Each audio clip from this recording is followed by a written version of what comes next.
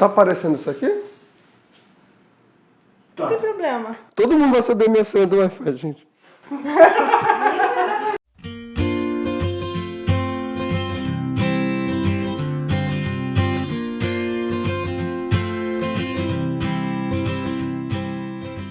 Olá pessoal, hoje eu trouxe o Gustavo, um amigo meu lá do Rio, e ele conseguiu um LMIA para vir trabalhar aqui no Canadá. E a gente vai contar um pouquinho da história dele. Na verdade ele vai contar, eu não vou contar nada, porque eu só vou ouvir.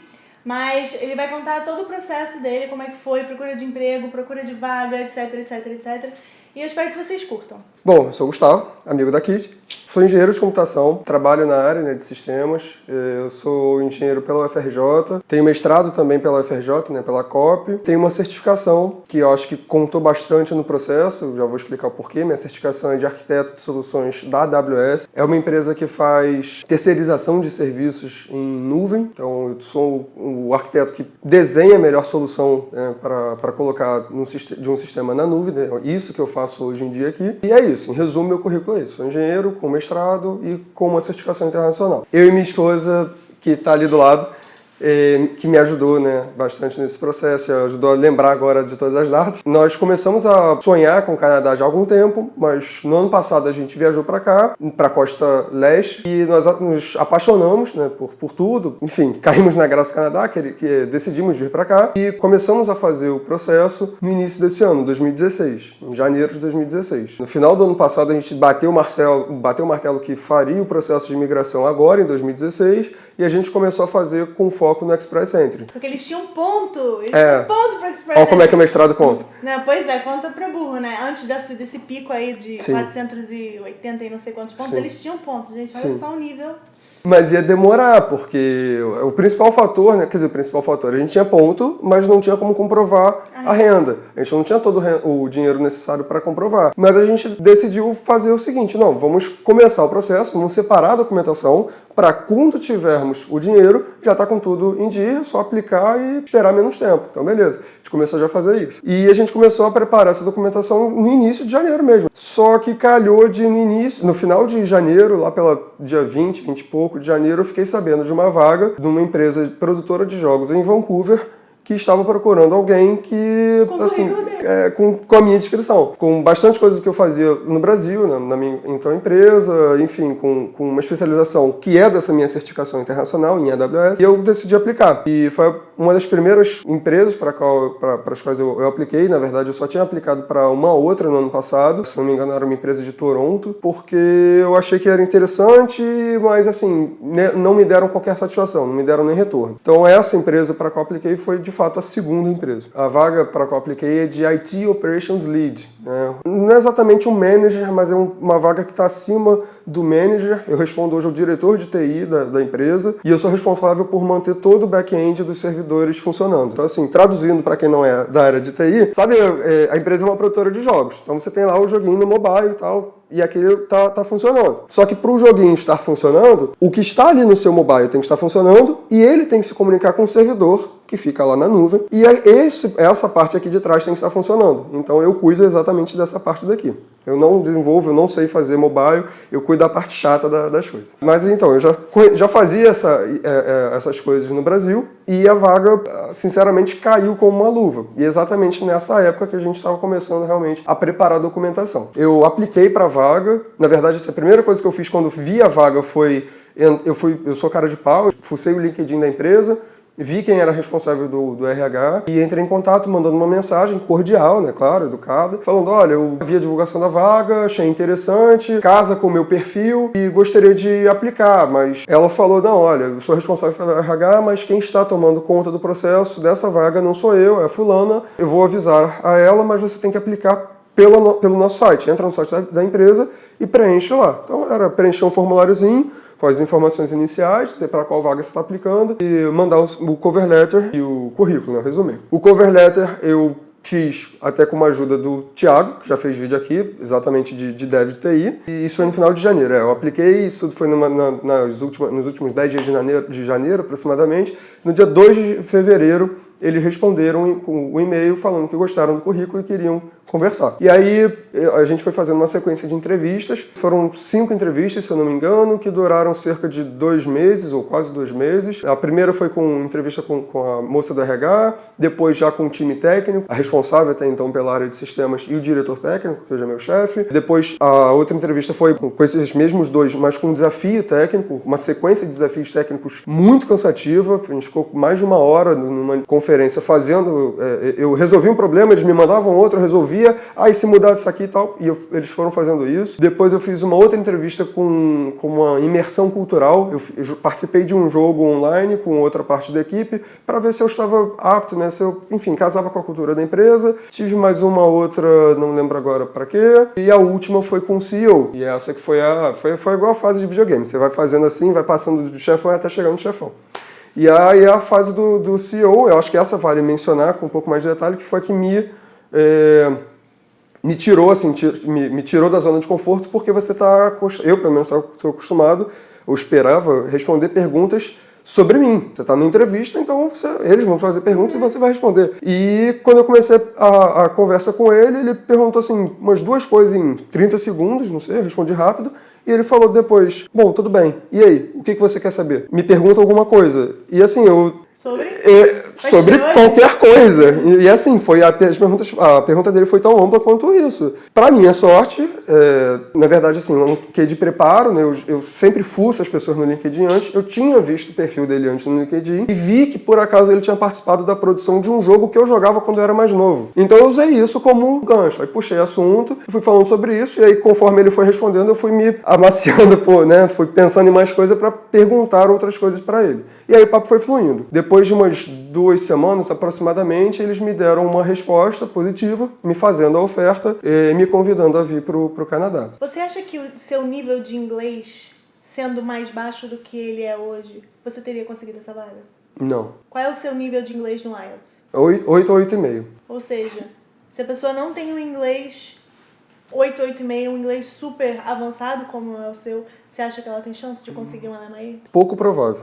Eu não digo impossível, mas eu acho que é pouquíssimo provável. Já que você mencionou essa questão do inglês. Sim, eu considero que o meu inglês não é um inglês de principiante, né? Eu já estou no nível de intermediário para avançado. E sim, fez diferença. E uma coisa é você ler um livro em inglês, ler documentação técnica em inglês, que eu faço isso muito. Assistir um vídeo, assistir uma série, assistir coisas... Enfim, fazer esses treinamentos sem inglês. Outra coisa, já mais avançada, é você participar de um processo seletivo em inglês, resolvendo desafios em inglês. Já está em outro patamar. E o terceiro patamar é você estar aqui no dia a dia e a verdade é, você não tem mais aquela folga. Sabe quando você está treinando inglês, você fala, não, vamos falar, não sei aquela palavra em português, deixa eu ver aqui como é que faz. Não, você não tem essa. Então o inglês é fundamental. O inglês, assim, é essencial, cara. Eu acho que até, às vezes, mais do que a tua formação, talvez o inglês seja mais importante. A formação é importante para eles verem o seu gabarito. Muitas empresas canadenses dão oportunidade para você mudar de empresa, de carreira, ou te dão uma vaga que talvez você não esteja 100% qualificado para aquilo, porque eles veem em você o potencial, veem em você a força de vontade. E isso eles dão muito valor. Agora, se você não tiver uma forma de você comprovar para eles que você está capacitado, ou que você tem potencial, e isso você faz através do inglês, através de uma conversa, você não tem chance. E como é que foi o processo do LMAE, né? Porque a gente sabe que o processo do LMAE é um processo longo, é um processo complicado, você precisa jogar a vaga, deixar ela anunciada não sei quanto tempo, conseguir comprovar que não houve nenhum residente permanente ou cidadão canadense para ocupar aquela vaga, né, que você Sim. conseguiu aí com tanta competência ocupar. Como é que foi esse processo? A vaga, quando foi divulgada, depois eu fui saber, essa vaga já estava sendo divulgada desde julho, se eu não me engano, do ano passado, julho ou agosto do ano passado, e eles tentaram, não conseguiram, e mudaram a descrição da vaga, mudaram o perfil, foram, enfim, mudando as coisas da vaga e não conseguiram ninguém aqui, local. Então eles falaram, bom, vamos dar um tiro maior, aí eles colocaram uma vaga no perfil acima do que eles estavam procurando aqui, só que já abrindo para o mercado mundial. Então eles já estavam dispostos a importar alguém, né, a fazer o processo de LMAE. Que é uma coisa bem difícil. difícil. O que é uma também, coisa né? bastante difícil, sim. Envolve dinheiro da empresa, né? Sim,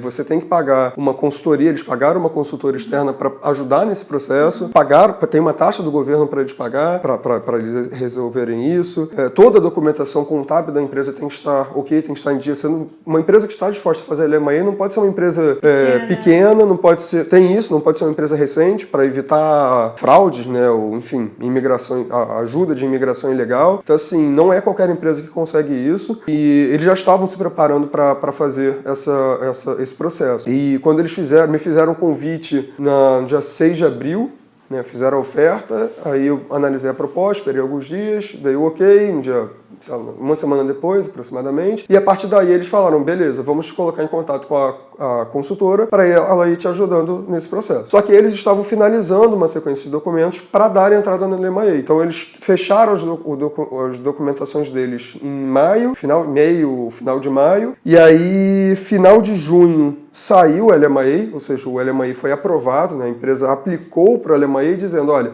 eu tenho essa vaga aqui, procurei, não consegui ninguém aqui, tem esse candidato de fora com esse perfil e esse gabarito para preencher essa vaga. Governo, você aprova esse LMA? E é isso que demorou, de final de maio até final de junho. E aí, final de junho, início de julho, mais ou menos, o LMA foi aprovado e a gente passou para o passo seguinte, que é o pedido de visto. Mesmo tendo uma oferta de trabalho como essa, eu preciso do visto de trabalho. Na verdade, o LMA é um suporte para eu pedir o meu visto de trabalho.